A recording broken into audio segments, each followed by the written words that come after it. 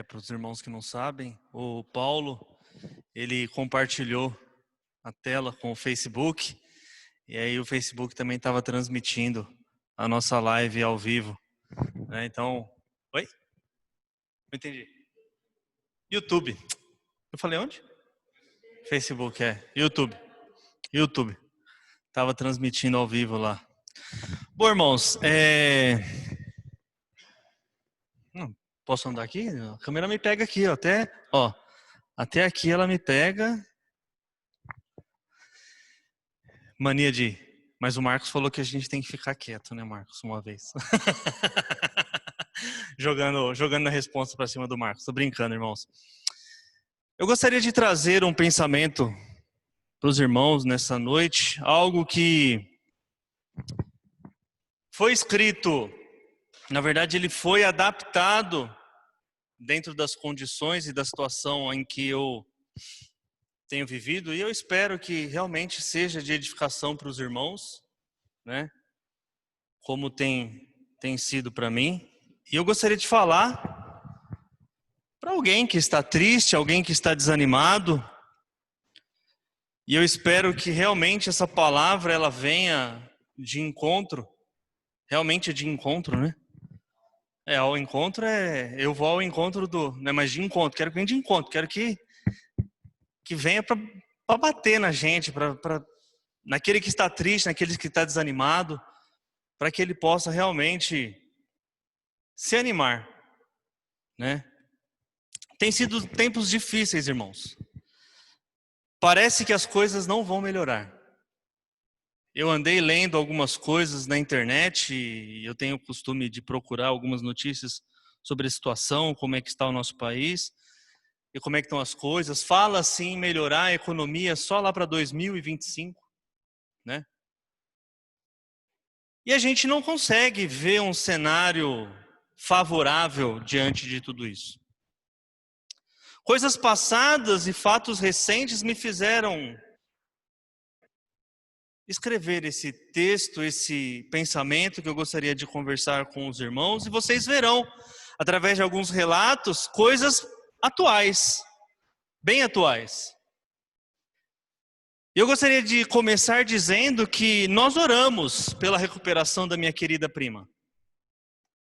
E eu vi e li muitas coisas no grupo dos irmãos e pessoas, né, dizendo que Deus iria curar a Jane, de como Deus é bom e como Ele iria tirar a Jane daquela situação. Foi uníssono entre nós o desejo de que ela se recuperasse.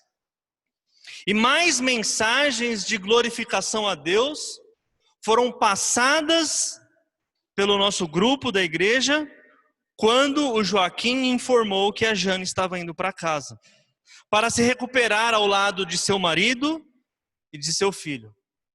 Lembrei-me também de algo muito precioso que o Joaquim falou no grupo, que um médico chegou para ele e disse: olha, eu não sei como que a Jane aguentou até agora, porque a condição em que ela teve uma... a apêndice estava tão inflamada, já estava começando a sair, que o próprio organismo da Jane já estava criando uma autodefesa para aquilo. E aí, então, eu imagino que o Joaquim, sendo um evangelista e um missionário hospitalar, né, ele deve ter dito para aquele médico: olha, isso é o poder da oração. Isso é o poder de uma igreja que está em oração intercedendo pela minha esposa. A cirurgia foi um sucesso. E agora é tempo de recuperar-se. Mas e quando as coisas... Me desculpem, irmãos. Se eu chorar, eu sou meio manteiga derretida, como Rubens disse do meu pai. Eu herdei isso um pouco do meu pai também, né? Mas e quando as coisas não dão certo? Quando as coisas saem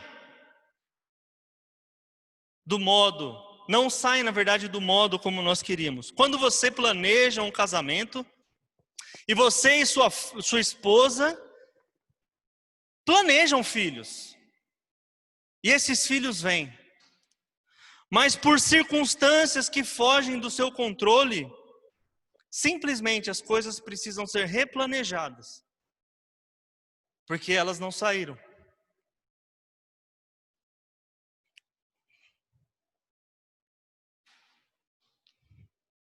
Como você queria. O que fazer, irmão, num momento como esse, em que na maior crise que o nosso país está passando na sua era mais atual, e acredito até que na época da colônia, nunca passamos por uma crise tão grande como temos passado, você está desempregado. O dinheiro está acabando, mas a conta está chegando. O que fazer? Um dia eu acordei decidido, falei, não, eu vou fazer alguma coisa. Eu não tenho preguiça. Eu ajudo meu pai de vez em quando, como auxiliar de pedreiro, carregando tijolo, cimento, quebrando parede. Não tenho preguiça. E um dia eu falei, eu vou pegar minha moto e vou fazer entrega. E quando eu estava saindo, a vizinha tocou a campainha e falou, nossa, entraram no apartamento do lado, o apartamento é germinado, então tem onde a gente mora, e tem um outro igualzinho, com 4 apartamentos do lado. E ela disse assim, olha, roubaram o botijão de gás daquelas de 2 vizinhos nossos lá. Eu falei, nossa, que triste. Mas eu continuei decidido. Eu falei, eu vou trabalhar, hoje eu vou fazer umas entregas de marmita, vou ganhar um dinheiro que é digno. E aí então, ao chegar na minha moto, eu descobri que além deles levarem os 2 bujões, eles levaram o meu capacete e a minha jaqueta. E aí, irmãos? Deus continua sendo bom? Sabe, irmãos, eu me peguei pensando e me questionando sobre isso. Nunca duvidei da bondade de Deus. E nem quero que ninguém duvide da bondade de Deus, mas eu comecei a questionar, e é interessante que quando você está passando por dificuldade, algumas pessoas, na boa vontade de te falar alguma coisa, elas viram para você e dizem assim, olha, tem gente pior que você. Mas não é aquilo que você quer ouvir. Não é aquilo que você precisa ouvir. Não é esse o conselho, ou não é essa palavra de amor e de carinho que você quer ouvir. Num momento como esse, a gente precisa ter empatia e entender que as aspirações das pessoas são diferentes. E que um problema que para os meus olhos é pequeno, aos olhos daquela pessoa que está sofrendo aquilo, é grande. Por quê? Porque aquilo já se acumulou com um monte de outras coisas. E num momento como esse, irmãos, o que nós temos que fazer, mais do que dizer uma palavra como essa, que eu sei que a pessoa muitas vezes fala, na maior das boas intenções, mas o que mais nós precisamos fazer no momento desse, muitas vezes é um abraço, é um silêncio, ou principalmente eu estou orando por você.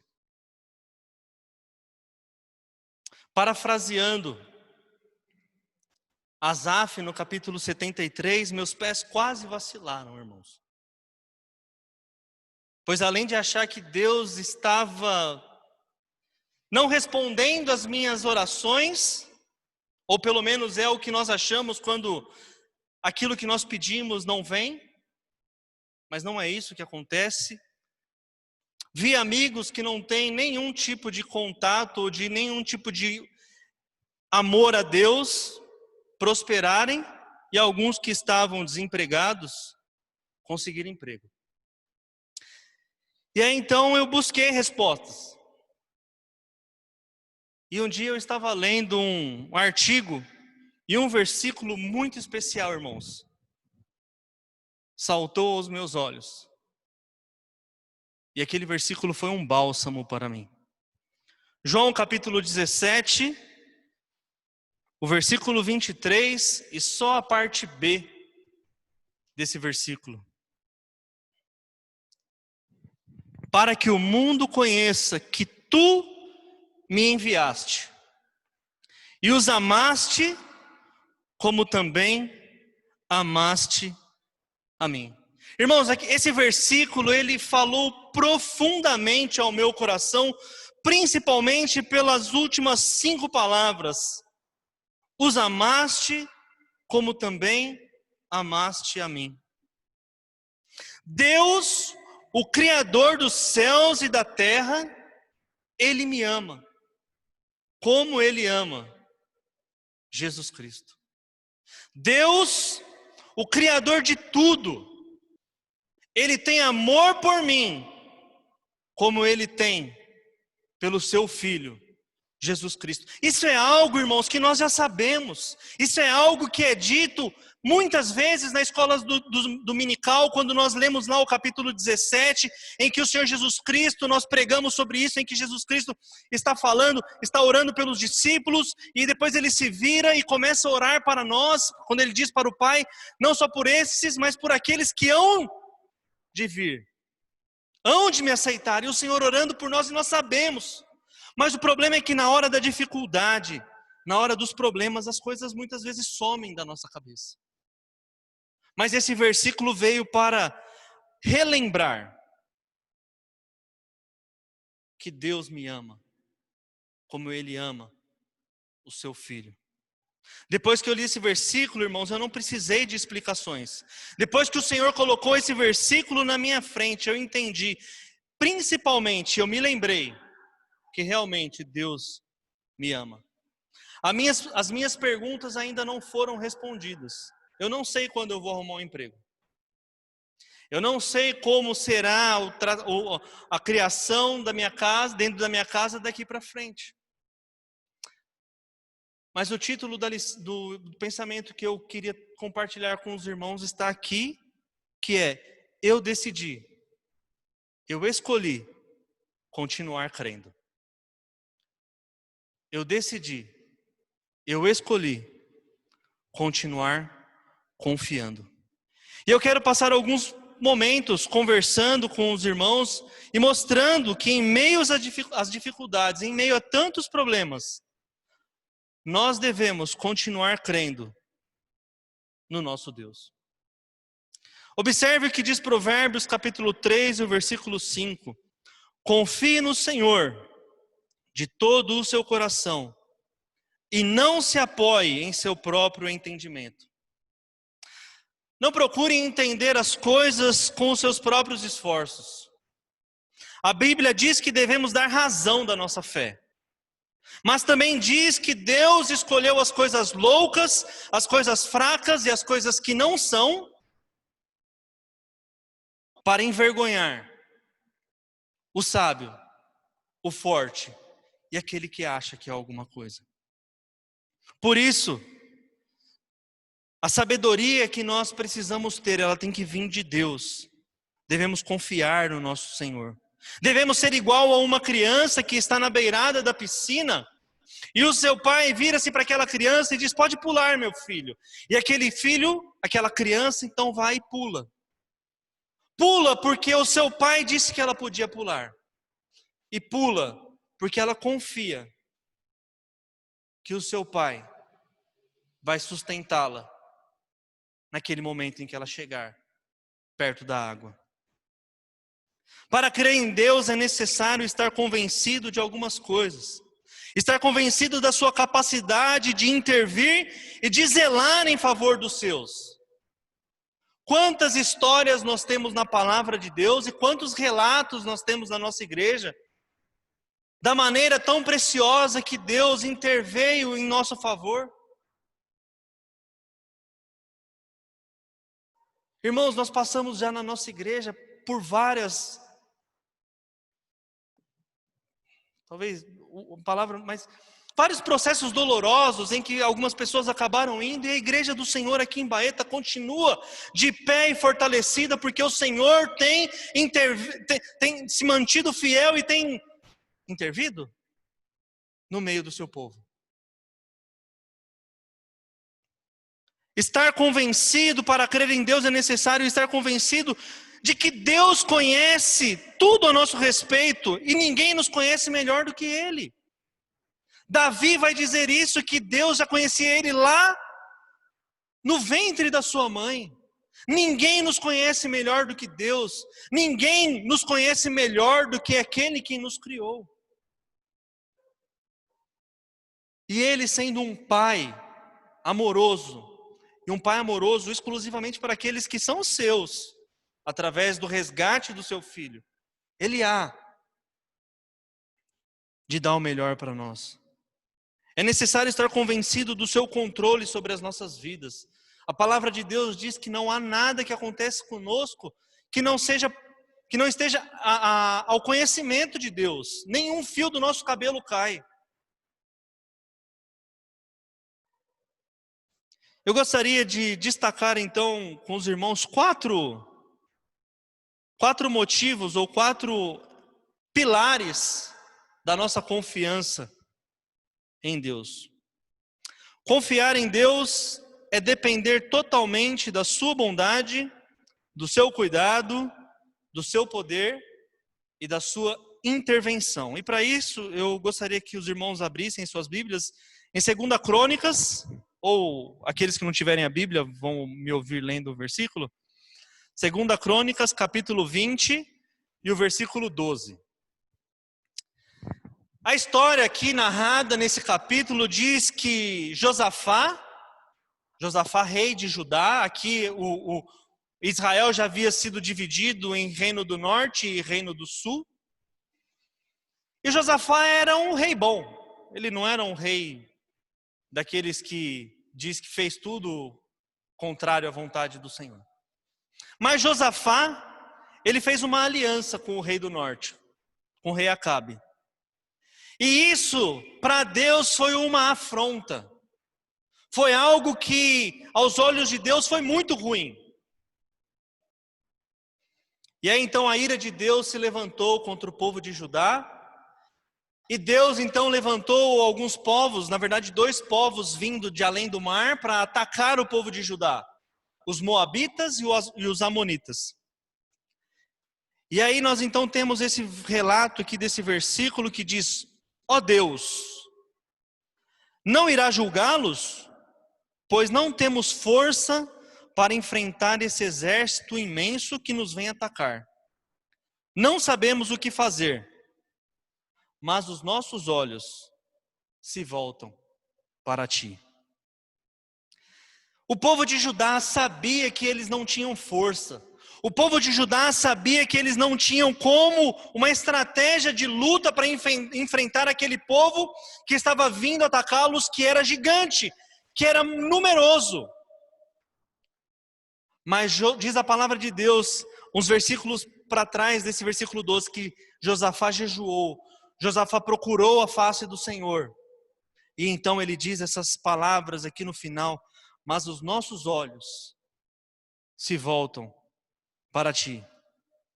Irmãos, eu quero dizer que no meio das dificuldades, no meio da tormenta, no meio da tribulação, quando as coisas parecem estar fora do controle, quando os gigantes e a multidão de pessoas que se levantam contra nós surgem para nos atacar, nós temos que fazer como Josafá. Os nossos olhos têm que se voltar para o Senhor. E diz a palavra de Deus no restante do capítulo que o povo de Judá teve êxito contra esse povo, porque eles buscaram confiar no Senhor. Eu não sei, irmão, como é que está a sua vida, a sua condição, se você estava como eu, triste, desanimado. Se estiver, faça como Josafá. E como eu fiz e tenho feito. Porque esse é um processo. Todo dia é um processo. Olhe para o Senhor. Levante os seus olhos e olhe para o Senhor. Confiar em Deus é dar o controle das nossas vidas para Ele. 1 Pedro, capítulo 4 e o versículo 19. E é interessante que a carta de Pedro, ela é uma carta escrita aos crentes, para o povo de Deus e em especial para aqueles que estão passando por algum tipo de sofrimento e dificuldade. E diz assim a palavra de Deus: por isso também os que sofrem segundo a vontade de Deus, encomendem a sua alma ao fiel Criador na prática do bem. A palavra encomendar, nesse versículo, ela tem o mesmo sentido no grego, e eu não sou um especialista em grego, isso eu li dos livros que eu pesquisei, mas ele tem o sentido de depositar o seu dinheiro ou depositar algo especial, algo importante, algo de valor, nas mãos de um amigo.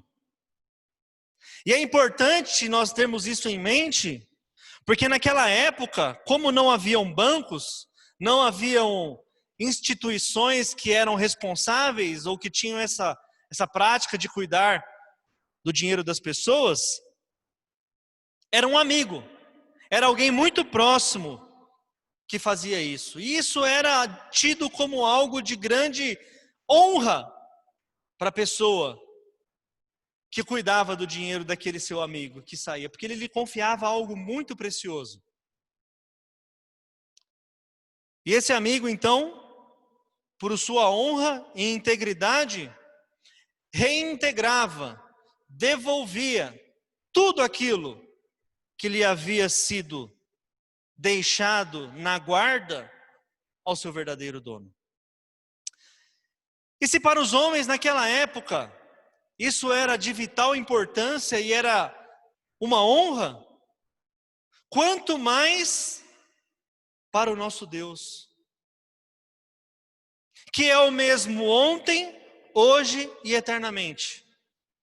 Quando nós entregamos, quando nós confiamos, quando nós encomendamos a nossa vida, todo o nosso ser, nas mãos do nosso Deus. Essa palavra encomendar é a mesma palavra utilizada pelo Senhor Jesus Cristo quando ele diz: Pai, nas tuas mãos entrego o meu espírito.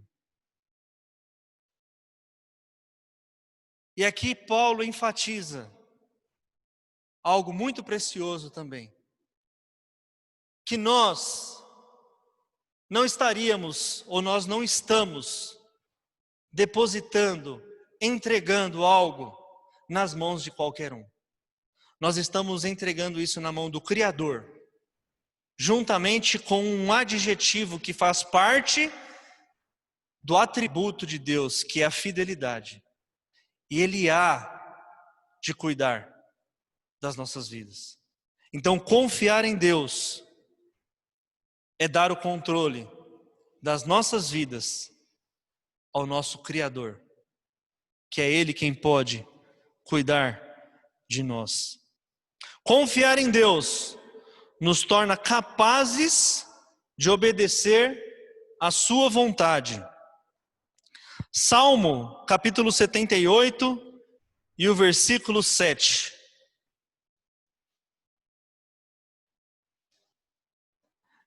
Salmo, capítulo 78, o versículo 7 diz assim: então eles porão a confiança em Deus, não esquecerão os seus feitos e obedecerão aos seus mandamentos.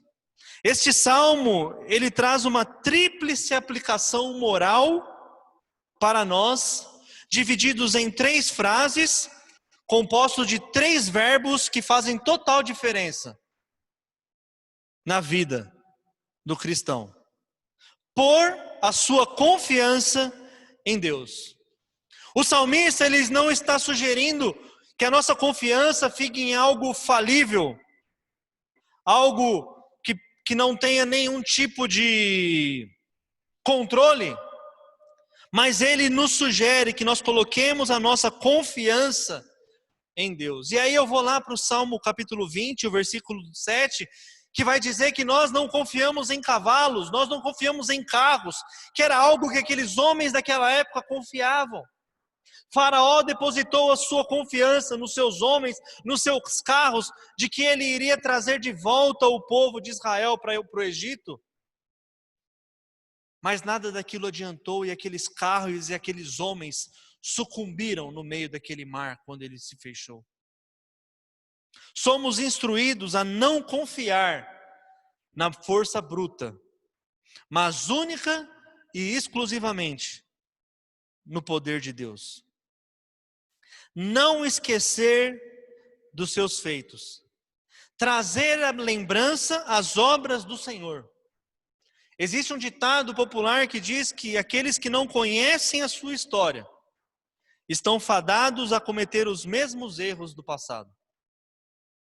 E aqui eu quero destacar que, além de lembrar dos feitos do Senhor, a palavra de Deus nos foi deixada, e o apóstolo Paulo vai dizer isso muito bem lá no capítulo, em 1 Coríntios, no capítulo 10, no versículo 6, que essas coisas, as escrituras, o que está escrito, e ele falando para aquele povo, e hoje nós temos ela na sua totalidade, ela nos foi deixada para que nós não cobiçássemos as mesmas coisas que eles cobiçaram, e por conta de terem cobiçado aquilo, eles ficaram aonde? Prostrados no deserto. Eles não chegaram na promessa do Senhor, na terra prometida. Então a palavra de Deus, ela vem nos instar, ela vem nos exortar a não nos esquecermos dos feitos do Senhor. Não nos esquecermos dos feitos daqueles que ficaram prostrados, para que nós não venhamos a errar, mas sobretudo, lembrar dos feitos maravilhosos executados pelo Senhor no meio do seu povo.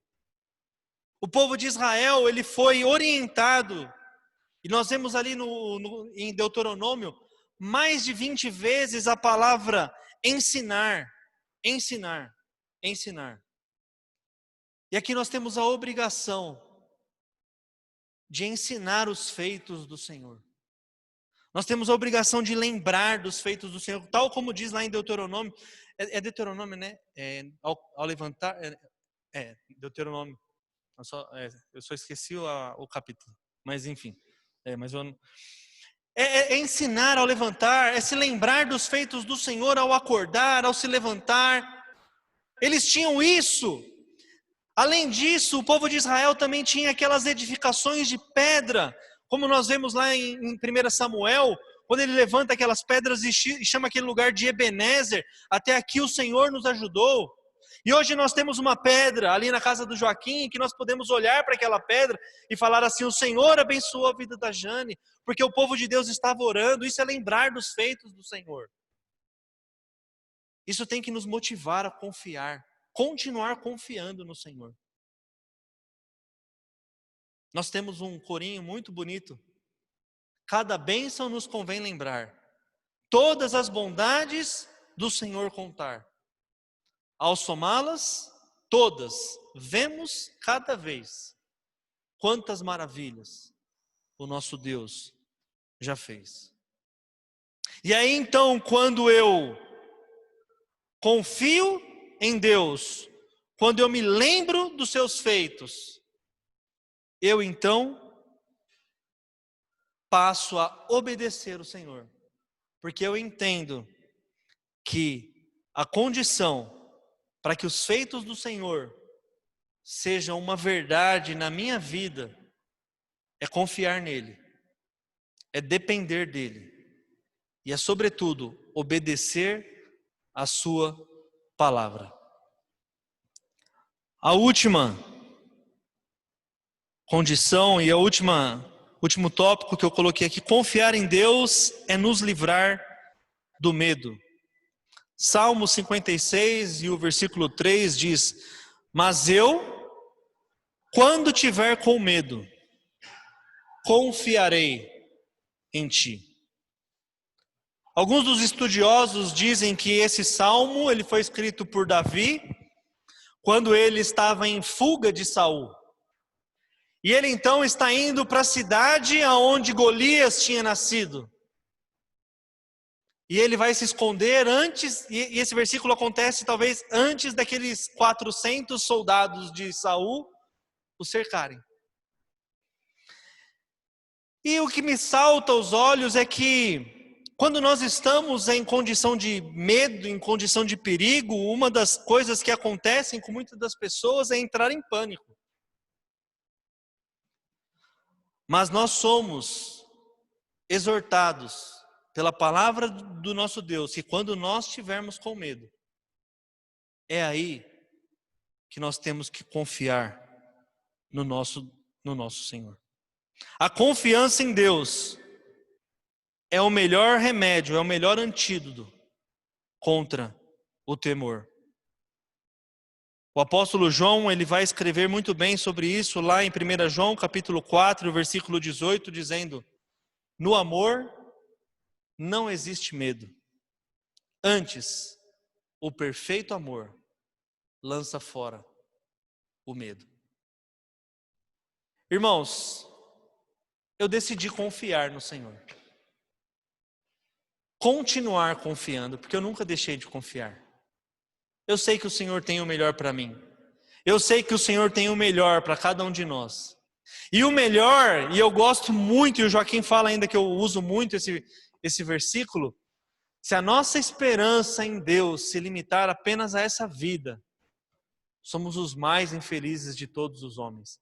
Deus pode me dar um bom emprego, Deus pode abençoar a minha casa, mas se isso não acontecer, a minha esperança não está aqui, está no céu. Que Deus nos abençoe. Amém.